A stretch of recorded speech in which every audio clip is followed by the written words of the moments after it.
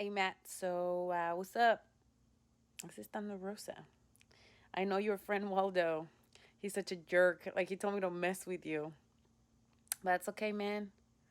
Cause you're probably just a jerk as Waldo is, right? I mean, come on, man. Um, we, oh yeah. And also like, I think if you're such a supporter of women's wrestling, you should be either buying merchandise from our website or watching our shows just in general. Like, come on, Matt. You got to support Mission Pro. And you have to watch the shows, or you have to either come to Texas when all this craziness is over. So, yeah, Matt, get your ass down to Texas. You got to watch live wrestling. It's the best, especially here, especially now. Other than that, guys, or Matt, take care. Just don't be discouraged with all this craziness happening in the world. And you know what? Soy la mera mera cabrones.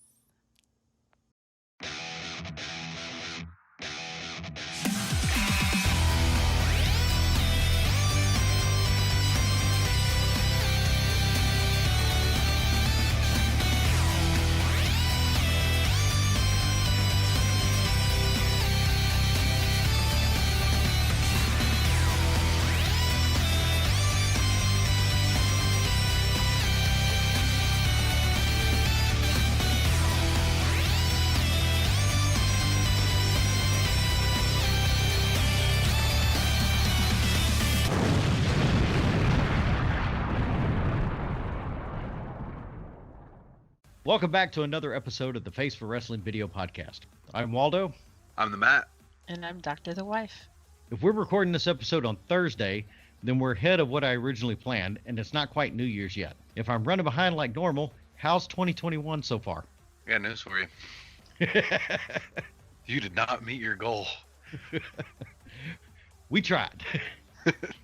2021, good year. Good year.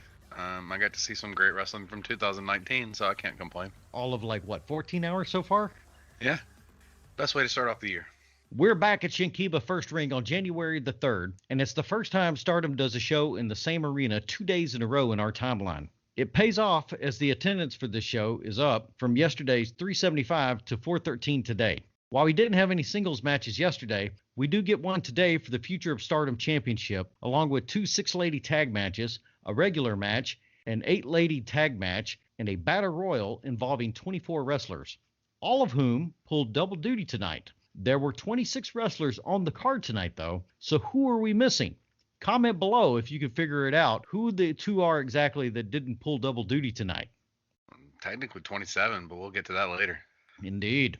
Japanese Jack Tunney must have his stopwatch out tonight, as match time came out to an even 49 minutes. Really?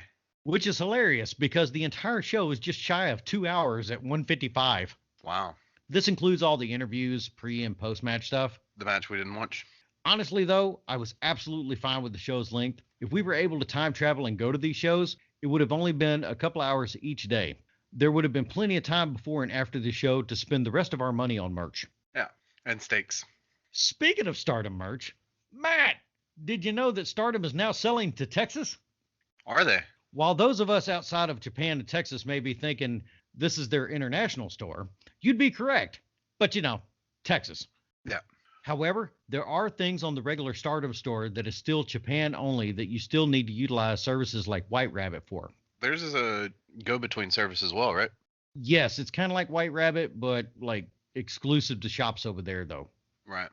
And folks, let's be honest. I make the Stardom tracksuit look really damn good.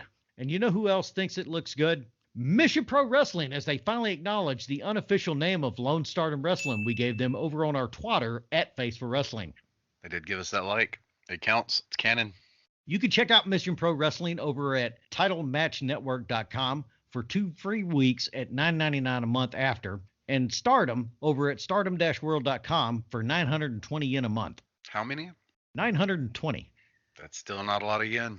Our first match tonight is a 6-lady tag match with the sisters of Hana, and Rina going up against the team of Mari, Natsumi, and Sadie Gibbs. I thought originally this was going to be good to see mother and daughter on the same side here, but I was taken aback when Natsumi came out with the stars, and I was thinking to myself, did you come out with the wrong team?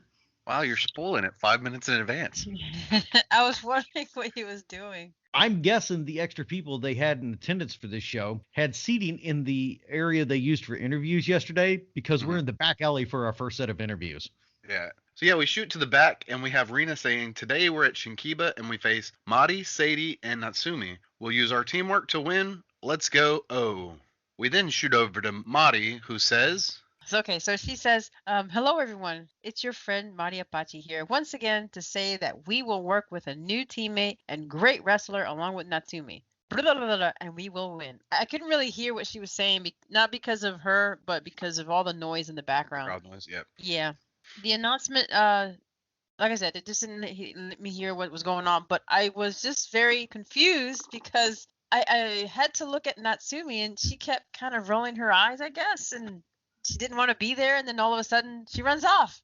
Yeah, she sneaks out as the triplets music begins and joins them in their entrance. Yeah. They're not triplets, twins and older sister. So my question was, what's up with Natsumi? She looked like she was annoyed and then awkwardly ran around the new wrestler, which they didn't even mention her name, which I thought was funny too.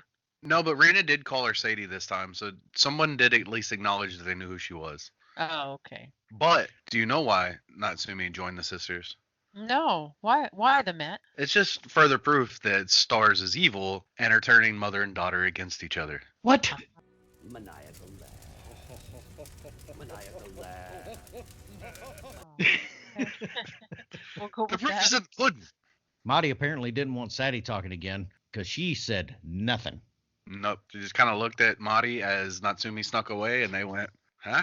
Yeah, and then let's go, we're going, and she just kept shooing her forward. Also, and we've mentioned this before in the past, but I want to give props to Stardom World here. They did not spoil this surprise twist in the thumbnail. Like, they did the little versus thumbnail for all their matches, and it still said Mari, Natsumi, and Sadie versus Hina, Hana, and Rina. So kudos to them for not spoiling it beforehand. I think this is the second time that's actually happened, right? Yeah, it's a couple times we've had to mention it before, and like I said, it's props. And did you notice that as the sisters got in the ring with Natsumi, the sisters approach Miss Yuri and inform her that Natsumi's going to be joining their team? And while Mari and Sadie are doing their intro, she's actually confirming that that's okay with Rosie. Like, she actually snuck out of the ring for a second to talk to him to get confirmation that it was okay. Just a nice little touch. That's cool. Yeah. Race car ref is in to check everyone out, and we're underway with the junior stars running the drop kick train on Sadie while Natsumi knocks her mother out of the corner.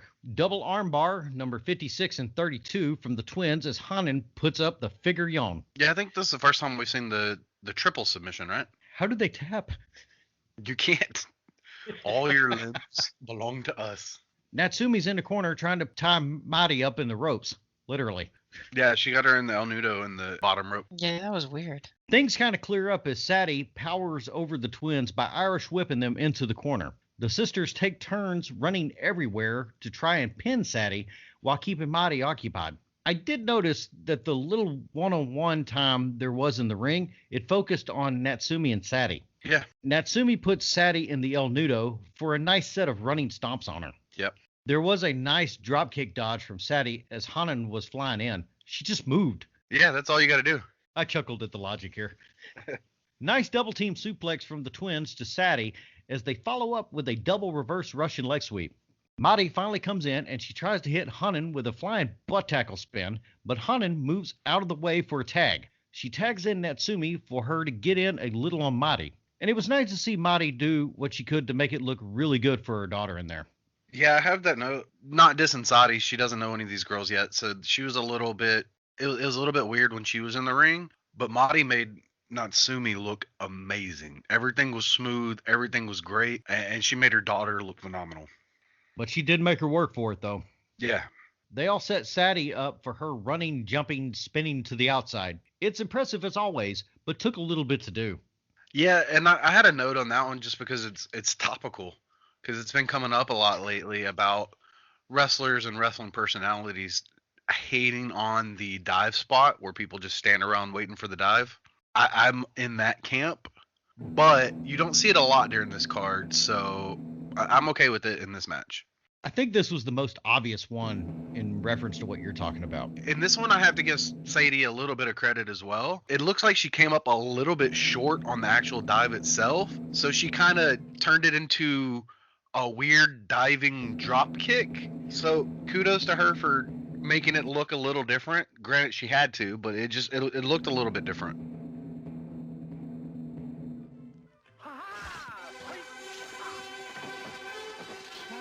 And out of that, Madi rolls Hina and Rina in, clotheslines them, and gives them a double pin at 6:14. Weird. Yeah, she clobbered them.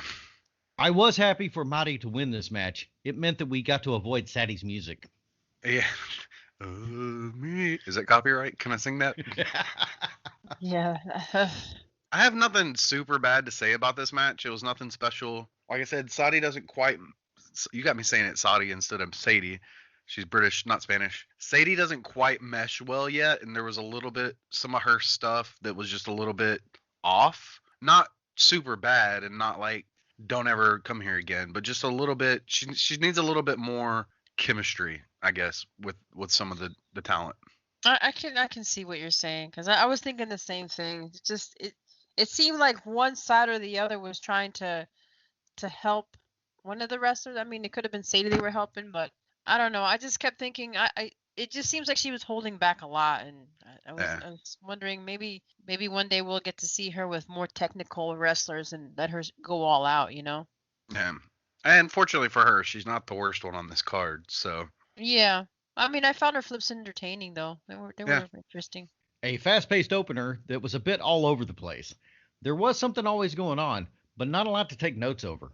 And oddly enough, Sadie was out of place here for me. As we've come to know all the ladies involved in this match here, one of the things that wasn't like the other, one of these things is Sadie. Yeah, like I said, I have hopes that, like Dr. The Wife said, that if you put her in there with the right talent, she'll be able to shine and she'll look really good. Unfortunately for her, the sisters were not those talent. In fairness, they are introducing her slowly to the crowd. Yeah. We go backstage to the normal interview set finally, with Hana singing for us and teaching Bobby how to be polite. Yeah, she sings Happy New Year's, everyone. Or she sings, what is it, the bong, bong, bong. Then says Happy New Year's, everyone, and bows, and then forces Bobby to bow with her. And I mean, literally pushes her down to bow with her. She then says, this year, let's hope for good luck. And that's all we get from her. As we shoot over to B, who has a lot more to say, she says, hello, Queen's Quest UK here. Today we're wrestling Hana and Bobby Tyler. So it looks like Hana has kind of taken Bobby under her wing a little bit. They're kind of strutting around like they own the place. But I don't know how they're going to feel after we beat them tonight. Because everyone knows that Queen's Quest is the best. At which point Viper says, yeah, they're a couple little cute princesses. But everyone knows princesses don't got nothing on queens. Matt, I am so happy you were able to tell us what Viper said, because I have here in my notes, Viper says something Scottish and gives us the QQ sign. Wait, did that make me the official Scottish translator? Indeed. Nice. But you did speak English. You just have a hard time understanding foreign languages. Accents, not languages. We kick off with B and Bobby with a bit of snappiness, and race car ref resetting them in the middle of the ring for a test of strength. It looked like B was going for the B's knees, but it was actually her Karana, and it looked slick. Yeah. It gets a nice round of applause, with B following up with a snapmare and a few kicks to the back. Are you noticing the crowd is more into cheering for B during the actual match? She's got a charisma factor to her. B is running the ropes, but Hana comes over and stops her by grabbing her hair. It allows Bobby to get a jab into Viper and a cheek kick to B. Bobby takes advantage by working over B's arm and into a sitting arm puller. Looked really nice. Yeah. Yeah, it did. Bobby tags in Hana, and they get B up in the double team bow and arrow, and this gets a good round of applause, and rightly so. Yeah. I know Bobby has been wrestling for a bit up to this point, but Hana comes in to show us how to wrestle and work the crowd at the same time. Take notes. 100%. Elbows back and forth, but as Hana is running off the ropes, it gives B a moment to get some distance by pelting Hana in the back of the head with her foot. She tags Viper, who comes in with some axe handle chops and a back body drop on top of Hana. Bobby tries to save her, but B comes in, and her and Viper get Hana and Bobby stacked in the corner. Viper sandwiches the two, chunking Bobby out of the way. B follows up with a stiff knee to the face, and Viper finishes with a barrel roll straight in Hana's face. Hell no. No, not the worst thing. There's worse coming. Hana's laid out below the corner as Viper's going up. As Viper's coming down, Hana rolls out of the way. She tries to get the upper hand. Viper swipes a kick out of the way and answers that with a headbutt. There's something interesting that happens here, by the way. Okay? Hana's top breaks, and she shows the importance of having two tops or layers. Exactly. Yeah. Hana isn't having it and is off the ropes for a foot to the face, and it only sees her get a 2. And right here is where I have the exact same note you have, Matt. I'm glad it gets better later on. She still seems to be putting her gear together, and the outer part came undone, and her boot things kept going all the way down to the mat, too. Yeah, she had a lot of jock swatch for the furry boots. I'm worried she's going to trip over them. Well, I wouldn't mind it so bad, but it's like every time she gets taken down, she's reaching to adjust them. Hana attempts a suplex, but Viper just picks her up. She squirms out of it to knock Bobby off the apron with Viper. As Viper's stumbling back, Hana hits the suplex. 10 on 10. Yeah, that was all her, too. Yeah. I don't know how she brought that power out, but that was all her. She did it the hard way. Yeah, yeah, that was amazing. She took a lot of bumps on this one. It was yeah. Hana celebrated a little too soon as Viper came over with a running dropkick. The 5-minute warning is given, and we get clean tags on both sides. Bobby and B come in to trade feet and kind of slow things down a bit weirdly. Yeah, I noticed that. And I wrote that in my notes. The match slowed down every time Bobby came in. But B did some really good work with her. Yeah, this kind of go back to what we said in the last match of one of these people aren't like the others. Bobby kind of had a tendency to choreograph or like telegraph everything she was doing. Yeah. It was really, you could tell she's still pretty green. It was distracting. Yeah, like you were obviously about to do a clothesline because you set up for it 3 seconds and made sure they were ready to take a clothesline. Whereas the other girls in the match are like, I'm going to just kick through your face, hope you don't die. I don't want to say she's really green as a wrestler, more so just in Stardom. I mean, I just said I have to say as a wrestler because, like I said, everything in this match that she did, I knew she was going to do it before she did it. Fair enough. Probably one of the strangest DDTs I've ever seen anyone issue comes as Bobby jumped into the ropes and bounced off to send off with her crotch. Yeah, she like split-legged it. I think she was going for her falling STO that we talked about on the last show, but somehow scissored the rope and hit a DDT instead. Yes. Viper comes in to break up the pin attempt, and Hana issues a receipt by taking her outside to leave B and Bobby in the ring. B hits a German suplex onto Bobby, but it was on her side. Ow. Yeah. But it made it easier to cover for a pin attempt afterwards. Yeah. Both ladies worked their way up to standing positions by hitting elbows to each other, because, that's how it always works, right? That's how Stardom works. When all else fails, trade elbows. And then, holy shit, the hit of the night. B hits a code breaker to Bobby, but doesn't let go. Viper comes in while B is still holding her and backsplashes on top of Bobby. This should have gotten the damn 3. Yeah, I affectionately refer to this tag team maneuver as the, no, I'm not taking this. Followed by the curb stomp from B, and that sees us get the actual 3 at 8:29. Seemed a little bit out of place on the pin, though. That previous move should have done it. Yeah, I'm with you. I think, especially since it's a tag match, end with the tag maneuver, and the curb stomp was just a little bit anticlimactic after that. I feel like this match was meant to get the crowd warmed up to some new and returning wrestlers. However, as the focus of the match was supposed to be Bobby and B, the crowd, and me at least, wanted to see a Hana and Viper match. It was a solid match with everything always looking stiff as shit. My only nitpick was that the code breaker into the backdrop should have been the finish, because had that been me instead of Bobby, I'd be dead. My only thing about this match is I thoroughly enjoyed 3 out of the 4 participants in it. And again, not talking shit about the 4th, I think she just needs a little bit more work before she's going to be featured in a match like this. The other 3 ladies were clearly, they just outclassed her a little bit, Dr. the Wife? I don't really have a lot for this one. Like I said, I mean, the match was okay. Like I said, Hana took a lot of bumps. And then the only other thing I have here was that B did a great job. Yeah. Hana's always fun to watch, so there's nothing there for me to comment on. Yeah.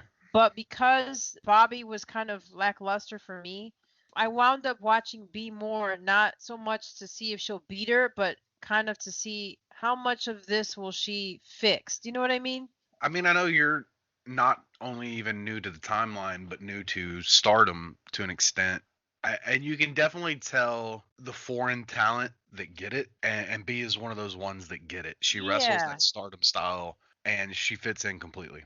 Yeah, because when she went with the normal wrestlers, you can tell she's just picking up where she left off with them, you know? Right. Whereas she just slowed down a little bit more with Bobby. So, Yeah. yeah. Our second six-lady tag match sees the members of QQ, Momo, Konami, and Azumi versus the stars of Alex, Tam, Saki. We have Momo saying, "It's January 3rd in Shinkiba. We fought stars yesterday in a hell of a match. But I guess this is a preview match. It's a 6-person match, but I want to win before going into my white belt defense. Let's do our best." We then shoot over to Tam, who says, "Happy New Year. Yesterday we faced these guys in an elimination match. Yesterday we lost. Today it's not elimination, it's 3v3 with a different outcome. I'm going straight for that white belt. Saki, Alex, nice to meet you. Let's work hard together." So apparently she just now met Alex right before the match. I like during the stars interview where Alex sits and nods like she totally knows what's going on here. Yeah, you could tell she was totally just turning her face towards Tam because Tam was talking, but really had no clue. Matt, it finally happened. What happened? I have a bone to pick with Stardom. What's that?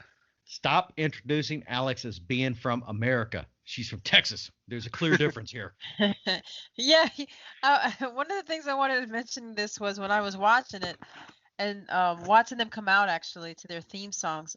I was going to say, you ruined me on this one. I blame you for this because every time I see her walk out, I'm thinking of the A&M fight song.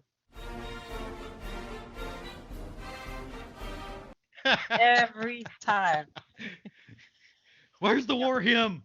Yeah, every time. Mhm. Told you I made that intro way better. Yeah. So, Waldo, did you notice 3 interesting things before this match gets started? Go on. 1, Azumi couldn't get her mask off. I saw that. That made me chuckle. Yeah, Momo had to help her. 2, Saki got more streamers than anybody else. Almost as if the fan base know their savior. 3, stars refuse the handshake. I think what it is they don't want to get the heel on them. That still seems pretty heelish. The That's plot like- thickens. Tam and Momo start off with a collar and elbow lock and some reversals as we get a great display of mat wrestling. This is how it's done right here. Yeah, I had the note that I feel like Momo and Tam watched that last match and were like, "Bobby, watch this." They work their way up and Tam rolls Momo while she's in a headlock over. Momo manages to get the leg scissors put on and they work to a quick standoff. This entire opening sequence, 11 on 10.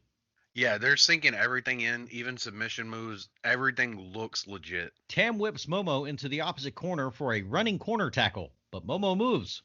Azumi is there to trip Tam up as well. The heel work. They were just protecting themselves from the heels. Self-defense. I think this is the first time we've seen anything like this, too, in Stardom. As Tam got put on her ass by it, Momo was there to punctuate it with a drop kick to the chest. Yeah, it was hit hard, too. Momo continues to take it to Tam in the corner until she drags her over to the QQ corner to tag in Azumi for more punishment. Yeah, and it's time for Azumi to show that she knows how to wrestle as well. Nice drop kick from Azumi to Tam as she drags her out of the corner for a 2 count. She takes her over to the QQ corner for Konami to tag in and a quick taunting spot. See, you call it a quick taunting spot. I call it Konami tries to put her foot through Tam's neck. There's that too. Off the ropes while Tam is on the bottom rope and Konami hits a running baseball slide kick to her. Konami is on top of the world until Tam finally counters with a flying leg to the chest off the ropes to Konami. I love this maneuver. It looked like Tam jumped a little early, but rather than like sell a phantom bump or whatever, she just found a way to hang there in air so that Konami did run into the leg and actually make connection with it. I don't know how these 2 ladies did this maneuver, but it looked really good. She barrel rolls a tag into Alex, who immediately goes up top to hit a flying crossbody. As she's trying to get a pin in, Azumi is quick to come in for the breakup. And Alex is holding her own with the entire group of QQ there for a little bit. Tam is out recovering, but as the three QQ ladies are on the bottom ropes, Saki comes in to assist Alex by hitting a dropkick onto Momo, while Alex hits a 979 on Azumi and Konami together. And it looked like Konami took a lot of that. Yeah, it was a pretty good spot. Saki comes in and hits a snap double underhook to Konami. It doesn't get the pin, and in return, she gets Irish whipped to the corner. But she spider climbs the ropes to nail a bulldog to Konami in return.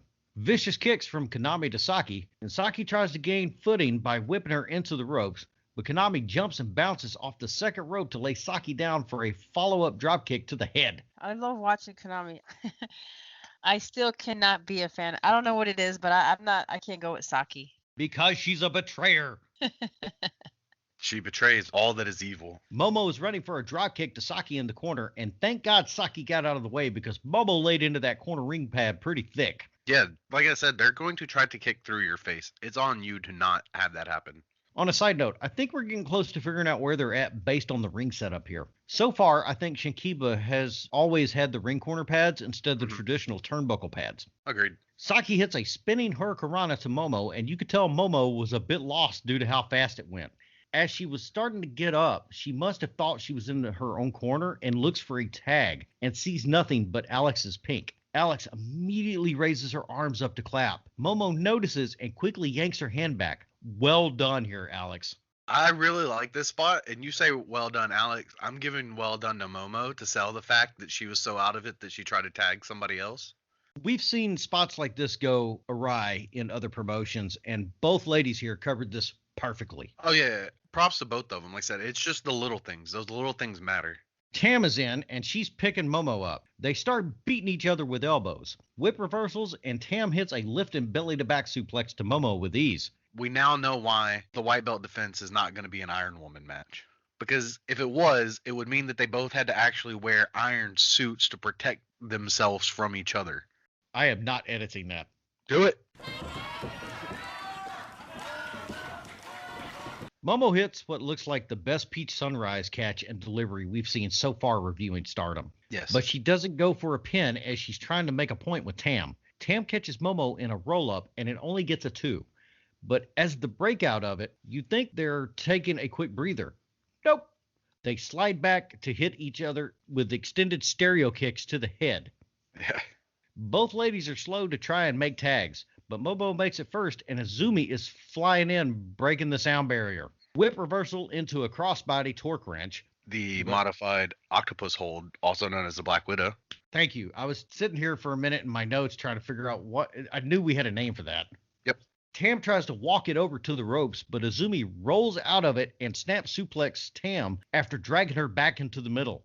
Because she's smart as... Oh. Yeah. Surround sound drop kicks to Tam in the middle of the ring by the QQ members. After a 2 count, Azumi just messes Tam's day up with a kick to the head. Yeah. Off the ropes, and this somehow turns into armbar number 4. This is the La Mystica Fujiwara armbar. Okay. Would you like to know who it's named after? Go ahead. Your favorite wrestler of all time, Sin Cara. Oh, Sinbachi, who will not be getting a What? splice right here. Time out for a second. I had to rewind/pause so many times just to type notes for the last 30 seconds of the match. There was so much going on, and Azumi is so damn fast. Yeah. As you think things are slowing down enough for taking notes, Saki comes in and just crushes Azumi's face with her foot. Double Irish whips and drop kicks from Saki into Alex to Konami and Momo, putting them outside the ring as they all start ganging up on Azumi. Saki sets up Azumi for a top rope knee splash from Tam. Momo is in at 2 99/100ths to break the pin. Did you notice she was moving so fast to break up the pin that she pretty much just broke it up by punching AZM in the face? Yes. Tam picks up Azumi as Saki entertains Momo, goes off the ropes and plants her knees through Azumi's face. Leave this lady alone. Yeah, this is child abuse. Slight shuffling for Tam to set up the double underhook German suplex in the middle of the ring for the 3 in 10-13. It just took a little moment to get it set. Yeah. I don't know what happened here. She looks like she was going for something else and then decided to go ahead and hit her with the tiger suplex for the finish. Where is my Tam and Momo one-on-one matchup after this? Oh, it's coming. It's very soon, as this was the teaser for their upcoming Wonder of Stardom title match at the anniversary show. And I'm telling you now, I'm ready for it. And if you weren't sure that a match was coming, Momo goes over and kicks Tam after the bell, and Tam gets up in Momo's face, and they do I like to refer to it as the Stardom special, where they grab each other's hair and kind of, This is also the best we've seen Alex in a match. She wasn't used much, but everything she came in to do was crisp and on point. Yeah, they definitely used her a lot better than they've used some of the other foreigners in the other matches. She seemed to fit in well with all of the other competitors because they used her sparingly, which is a smart thing to do. Saki was even a little faster than normal in this match. Now, that's not to take away from QQ. Everyone did great in this match, but the winners overall were the fans, as everyone showed up to impress in this match. Agreed 100%. This match didn't slow down at any point and went a solid 10 minutes going 90 miles an hour. Yeah. I have here post-match, we get a quick Tam Momo stare down, as you already talked about, and Tam running over to grab Peachan before they go. Can't forget the Peachan.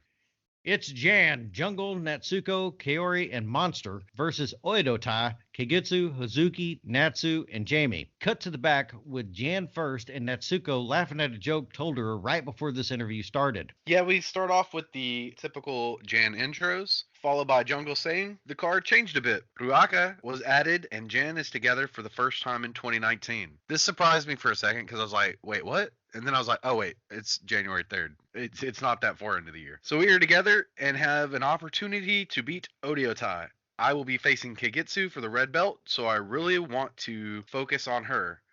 Are we going to win? Yes, of course. Everybody, let's go Jungle Jungle. I have here everyone talks at a reasonable pace, and then Jungle starts up.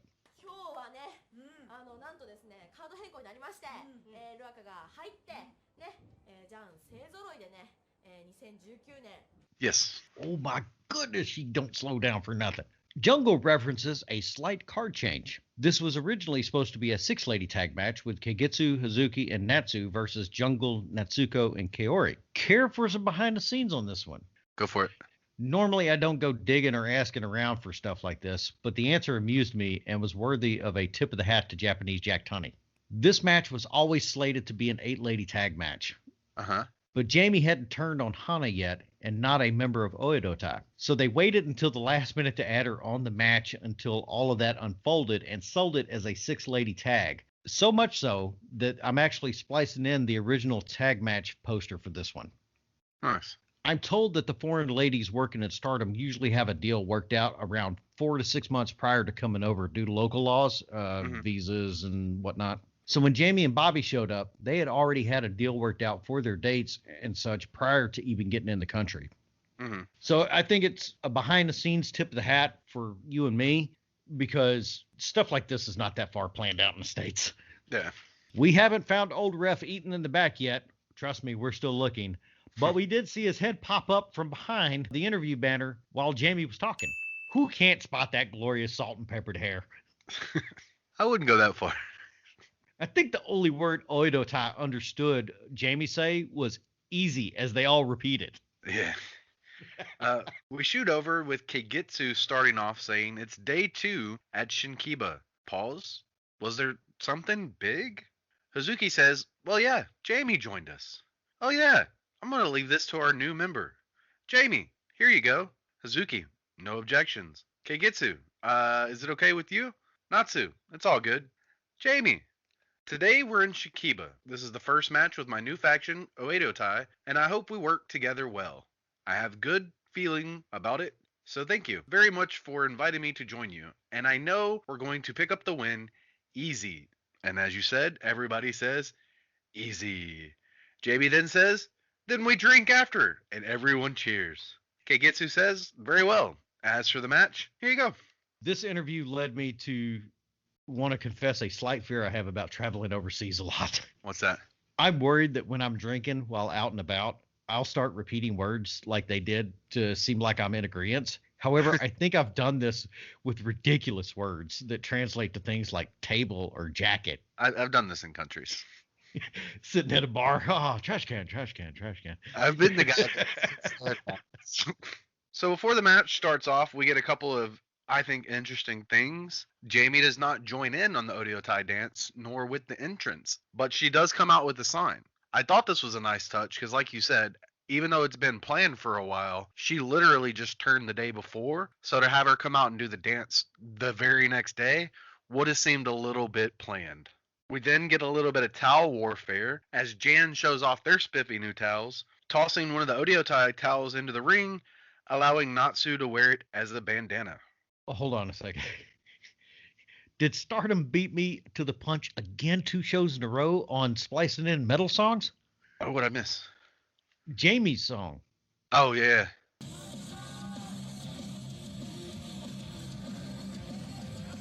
Again, if you know who this is or who did this, who does the themes for stuff like this, comment below. I'd really like to know. Let us know Vipers, too, because we're still looking for that one. I spent a lot of time looking for it and can't seem to figure it out. I don't know if we ever talked about this, but Jamie not having the camo jacket like the rest of Oedo makes sense, just like you said, because she just joined them yesterday. Yeah. But Monster never has a Jan outfit like the rest of her teammates. Never. Kiori even has the outfit, although it makes her look a bit clownish. I see what you did there. I'm sorry. I know it was a bad joke. I'll grab my coat. A couple other pre-match funnies we'll go with. As they're doing all the streamers, they throw streamers at Jungle, and Natsu starts messing with the cleanup crew and refuses to let them actually drag them out of the ring. And right after all the streamers are thrown, Natsu lays down in the middle of the ring and start posing for one of the cameramen at ringside.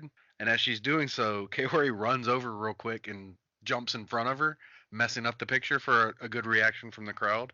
And then Jungle decides declares she's going to start the match. So the rest of Odiotai leave the ring, allowing Natsu to fight her. So Jungle leaves, allowing Kaori to start the match.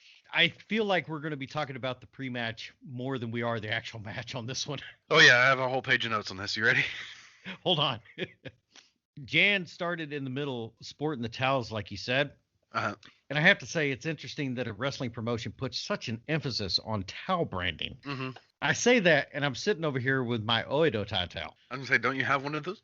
It just leads me to believe that Japanese Jack Tunney may actually be a hitchhiker preparing everyone for something. Well, because they're clearly not big enough to be bath towels, so they have to be for something.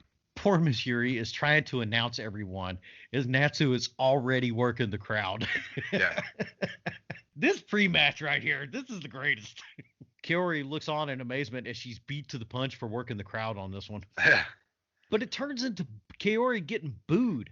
How? Well, we start off with Natsu saying, "Thank you, Happy New Year," multiple times. And then she attempts to start, or not attempt, she does start a "We Will Rock You" chant, complete with stomps and claps and everything. She then starts a "Hey-yo" chant, and Kaori attacks her for massive boos from the crowd. Then she attempts to do the "Hey-yo" chant herself, and the crowd is having none of it. They boo her some more.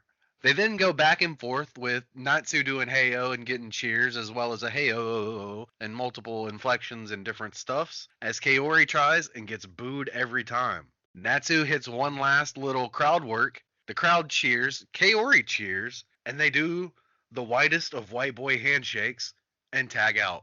I have here, they end the exchange with a stolen high five greeting from the 90s and tag out after a hard night of work. Right? And the crowd eats it up. The tag and everything. Okay.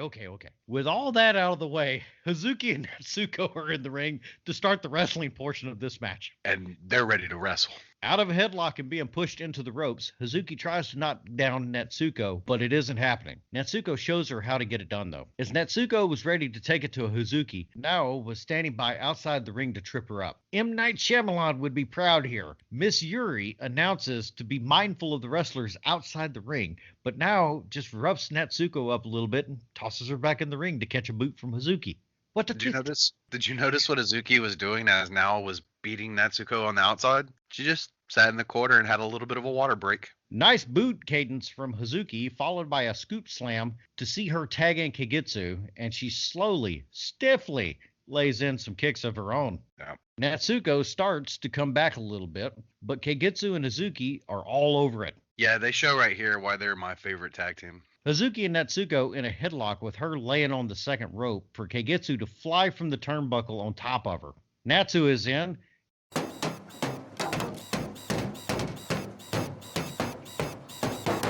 She occupies Old Ref long enough for the rest of Oedo Tai to set that Tsuko up in the rope taunting spot, and everyone gets in on it.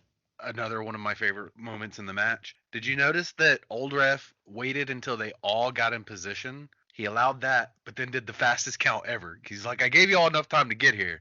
Now you got 5 seconds to let it go, but that 5 seconds is going to happen in 2 seconds. Elbows from Hazuki, and she takes a moment to run the ropes. But Natsuko catches her for an Arn Anderson quality spinebuster here, and that's enough to let her get a tag in. Yeah, I have the note here that I don't think we've had any kind of call for it or set up for it yet, but I really want to see Hazuki and Natsuko for the high-speed championship. Agreed. Kaori and Monster come in and try to double-team suplex Hazuki, but Natsu is in to help out. In the madness, Kaori does get in a nice exchange as she hits her flying backsplash on Hazuki while simultaneously kicking Natsu on the way down. Yeah, it looked really good. But it was excellent teamwork from the two as they tag Natsuko back in. Why is Jungle down on the floor and not ready for a tag? Also, Tank Top Guy's back. He is? Sir, it's January. How are you not freezing to death? Oh, he is. But his coolness keeps him warm. Natsuko missed a sweeping kick to Hazuki, but is quick to rebound and start bowling her over with shoulder tackles. I love her spears. Then she starts giving Hazuki the damn elbows of doom. Hazuki catches a break by getting in a code breaker as Natsuko was coming off the ropes. She gains the upper hand by putting a foot in her face while she's laying on the bottom rope. Hazuki tags Keigetsu in, and you'd think she's about to finish Natsuko off, but she tosses her into the corner and demands Jungle get in there with her. Business is about to pick up. If you're going to challenge the champion, you better show you're ready. Yep. Jungle comes in, and they are trading the elbows. Hey, side camera person.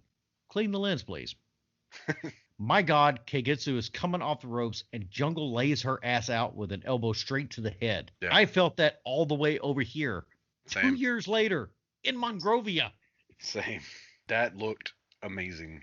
Jungle isn't showing any signs of slowing down either. A clothesline in the corner, and she's looking to kick things up even more. But Keigetsu quickly locks in armbar number 45 to slow that shit down. She reversed a clothesline into an armbar that was then reversed into a one-armed power bomb because all these girls are amazing. Both ladies are slow to get up. When they do, Keigetsu tries to lay her back down with a kick to the head, but Jungle is still standing. After a Michinoku driver, a kick to the back of Jungle's head does the trick and she's down. Surprisingly though, Jungle manages to catch Keigetsu off the ropes for another powerbomb. Jungle tries to stop Keigetsu from tagging out but can't. Jamie starts taking it to her now. Jungle dodges a kick and rolls to her corner, but no one was there. Well, shit. Monster shows up to the corner about 15 seconds too late, comes in and tries to crossbody Jamie, but she was well out of the way. What was this, man? Perfect timing. She had enough time to move out of the way, stand, and watch from beginning to end of this execution. Oedo Tai set up Monster for them to hit splashes in the corner. Natsu is the second in line and whips poor Monster across the face. Yeah, she caught her right in the forehead with that whip. Did Monster owe Natsu money? Maybe. Surround sound boots to Monster, and Kaori is in to break the pin attempt. I really like these surround sound boots. It's the first time I think I've seen anybody do a countdown beforehand to make sure all three landed perfectly in unison. Everybody but Hazuki and Keigetsu are right outside the ring now, but they're quick to join them as they both fly through the ropes to land on them outside. This was beautiful. Perfect synchronicity. Jungle stands in the ring and decides to join everybody. Monster slams Jamie on the mat and Kaori comes off the top. Monster then goes up and is assisted by Natsuko to flip off the top to backsplash onto Jamie. Yeah, she just landed right on Jamie's face. Yeah, that was not the most graceful of falls. Well, she didn't kind of jump. She did just kind of fall forward in a flip motion. Somehow, though, Hazuki manages to fly in and break up the pin. Because it's Suzuki. Bit of back and forth struggle between Monster and Jamie, but now gets in a hit with the Oedo Tai sign, and Jamie connects with a running knee to the face. And that's enough for her to get the 3 for Oedo Tai in 14-17, with Old Ref immediately outside the ring to try and break up the post-match scuffle. Yeah, my first thoughts were this is a little bit of an anticlimactic ending with the use of the sign and the knee kind of coming out of nowhere. But then, like you said, immediately everybody's attention turns outside to where Jungle and Keigetsu are still going at it. Another Oedo Tai match that is all over the place. But man, did this match have everything in it and place everyone where they needed to be moving forward. For Jamie, she's definitely in the right crowd to be elevated. Yeah. The main focus here was to get ready for Keigetsu and Jungle. But they also worked in Jamie joining yesterday and getting used to the flow of things. I would definitely put Jamie on that B level of superstar who's come in and immediately understands and gets the Stardom style of wrestling. Wife? I actually didn't watch this one because I thought this one was one of the matches we were going to do the live stream on. So I was just leaving it to y'all Spoilers! to know. Spoilers! Oh, sorry. No, you're good. You should go back and watch this match as soon as we're done here. Post-match, we have Keigetsu getting back into the ring and grabbing a mic, and she says, "Hey, Jungle, you're not really that big of a deal. If you're such a big deal, let us settle this right now." Jungle gets in the ring and says, "When I get you in my hands on January 14th at Korakuen Hall, I will settle things." Keigetsu and Jungle then do the Stardom special, grab each other's hair, stare at each other a bit, and Keigetsu says, "No matter how many times you try, the results will never change." Our only singles match for this show is for the Future of Stardom Championship as the inaugural champion Starlight Kid defends against the up-and-comer Utami. After the past couple of weeks, I actually half expected that when they shot back to the back for Utami to talk, Momo would actually be on the microphone and forget to give it to her. But instead, it goes straight to Utami, who says, "I will definitely win today's future match." That's it. Enough said. We then shoot over to Starlight, who says, "Today is my 6th future title defense. I face Utami. Today I'll defend my belt and stop Utami's momentum." Both ladies are in the ring as Japanese Jack Tunney presents the belt for photos. I love this every time. Did you notice a little thing here? Starlight grabbing the belt even as they're posing for the picture to show that it's her title? Yep. The bell rings and take just a moment to feel the situation out before locking up. Utami is towering over Kid here. Utami has her in a waist lock, but Kid pulls a leg out from under her, and this opens Utami up for some drop kicks. Kid focuses on bringing Utami down a foot or two by focusing on her legs in an effort to keep her grounded. But Utami tries to roll out of a figure yon, but it just rolls back over to Kid's advantage. However, she does make it to the ropes for a break. I had a note and a question for you on this. Go on. It's not often you see a face, and Starlight's definitely a face, I'm not saying she's not here, choose a body part and work it throughout the entirety of a match. I can't think of another person who's done it, and it just makes so much sense, especially when the other person, the opponent, is bigger than you. Like, have you ever really noticed that? No, this right here is a straight logic match. That's not, usually it's the heel that picks apart a body part, or they're setting up for a move, because I'm not even aware of Starlight having any kind of like leg submission move or anything. I don't know. I liked it. I just kept thinking how much of a cognitive match this was. It really is a brain buster to watch them really calculate which body part they wanted to go for next. Yeah, I'm giving it props. Yeah. I think more faces should be smart enough to try to take the bad guy out. And not saying Utami's a bad guy. I think they're tweeners at this point. But you should focus on a weakness of your larger opponent. Most faces are dumb. I'm looking at you, Sting. Okay. That's all I got. Kid off the ropes is caught by Utami for a better looking arm drag than yesterday. It gives Utami a chance to catch her breath, but as Kid was in the corner, it was too long and she got out of the way of a dropkick. Kid has Utami in the ropes, but gets caught up in an 8166. Utami tries to spin her around, but Kid slithers out of it into a roll-up attempt. Utami is up and knocks down Kid with a shoulder tackle. This is followed by a nasty-looking Russian leg sweep she does. Kid is up, runs the ropes, and changes direction. Some things happen, and she manages to hit a DDT to Utami. Yes. I watched this a couple of times, and I'm sticking with that. I think physics happened, but I'm not sure how.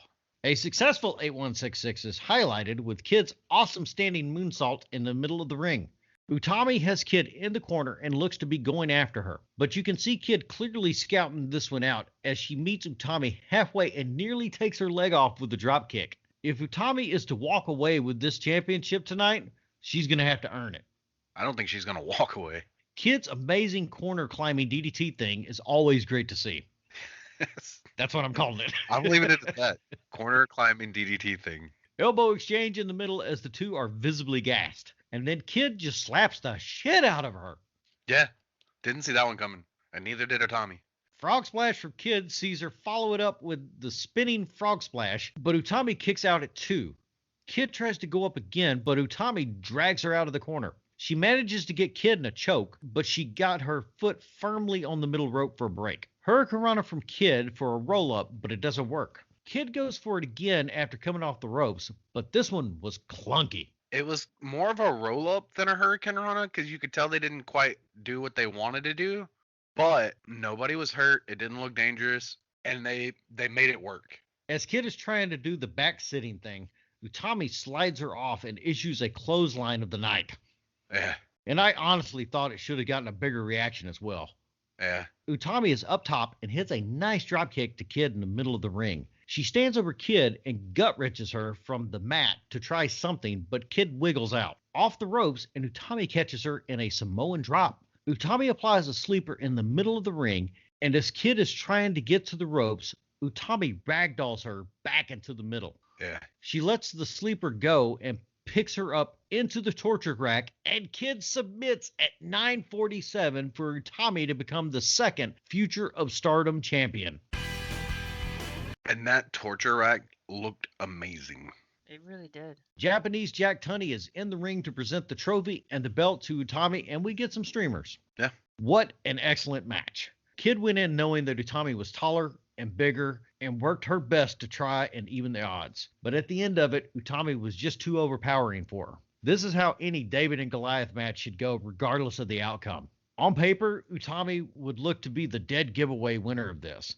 But Kid put up a hell of a fight, and they both gave us a great wrestling match here. Yeah, I think Starlight at one point or another hit every single one of her signature / finisher moves, and Utami just kept coming. They made a beast out of Utami during this match. She just showed to be amazingly tough. I think she only hit 5 moves throughout the entirety of the match, but Starlight just was unable to keep her down. One more thing I want to add about this match too is that I know that we reviewed it pretty quick for what we normally do, but this match has to be watched for standard learning at any kind of wrestling school. Yeah, it was just under 10 minutes long. It wasn't even a very long match, but they were able to tell a story.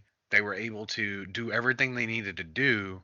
Starlight doesn't look terrible because, like you said, she wiggled and maneuvered out of everything Utami was throwing at her, and Utami just came across as a little bit bigger and a little bit badder. We don't have a lot of post-match this show, as we stated earlier. We think Japanese Jack Tunney has everyone on a timer tonight to make room for the Battle Royal that's about to take place in this show on Stardom. However, we're actually going to do something a little bit different here because we all feel that the Future of Stardom Championship match tonight should have been the rightful main event. So we're actually going to end this episode here, and we're going to do something a little bit different for the Battle Royal because we're not skipping over it. This episode releases on the 9th at 9 p.m. Texas time, like normal. But on January 16th at 2 p.m. Texas time, we're actually going to do a live stream of the Battle Royal that's about to take place next on the card. That's right. We'll be live streaming a watch along. You won't be able to watch it on our stream, but we invite you to join us on Stardom World and watch along with us. And if you have any questions or comments or just want to say hey, we invite you to join us for this watch along and just come out and support. So that actually ends the video portion of this show. We thought it over and we figured we'd try something different for this Battle Royal. Covering a match like this in video wouldn't do it justice with all the splicing we'd have to do, and we don't want to put the entirety of the match on YouTube out of respect for Stardom. Mm-hmm. While we do show a good bit of the matches we review, there's always stuff that we leave out in hopes that our viewers will go over and try out their services for 920 yen a month at www.stardom-world.com and help them get even bigger outside of Japan. Yeah, and this is your chance, like I said, to be a part of the show. With that, my match of the night for this episode would have to be the Future of Stardom Championship match.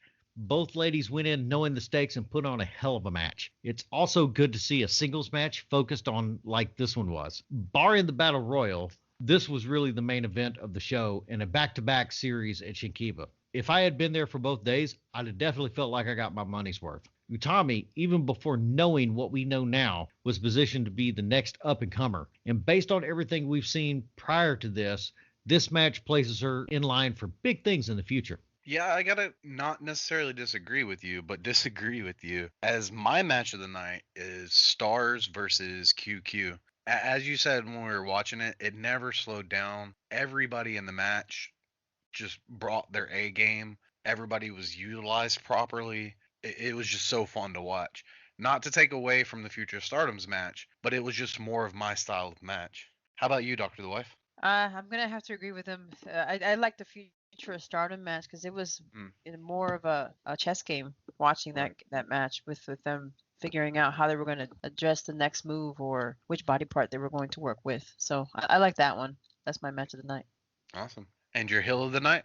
I don't know if I have too many heels of the nights because it was just kind of tame for me. So I don't know if I have one this time. I guess I could say my heel and I could probably be Hana because she with that hair pull. Okay. So I would probably pick her. Mine's a little bit different this time. I think it's a little bit of a curveball that nobody's going to see coming. My heel of the night tonight is a three-way tie. It's the Sisters of Stars who turned a daughter against her own mother. You damn heel stars. Waldo? I'm going to have to go out of left field here and say that my heel of the night was Saki because she betrayed her team tonight by letting them take so much punishment in the ring, clearly just standing by and letting it happen. Saki. Didn't they win that match? Saki. Could have won it faster. Well, I'm Waldo, and that's it for me. And I'm the Matt, and that's it for me. And I'm Dr. The Wife, and that's it for me. Be sure to catch us on all the usual places within social media at Face for Wrestling on the Twitter and Facebook. Leave a comment below and let us know how we're doing. You can catch the audio version of this episode on SoundCloud and iTunes. Don't forget to stutter kick the subscribe button here on YouTube. And as always, check out www.stardom-world.com where you can get some amazing wrestling action for only 920 yen a month. And don't forget that you can join myself, Waldo, and Dr. The Wife on January 16th at 2 p.m. Texas time for a live stream watch along. I don't know how to end this sentence, so I'll end it this way. Don't forget, everyone is different and everyone is good.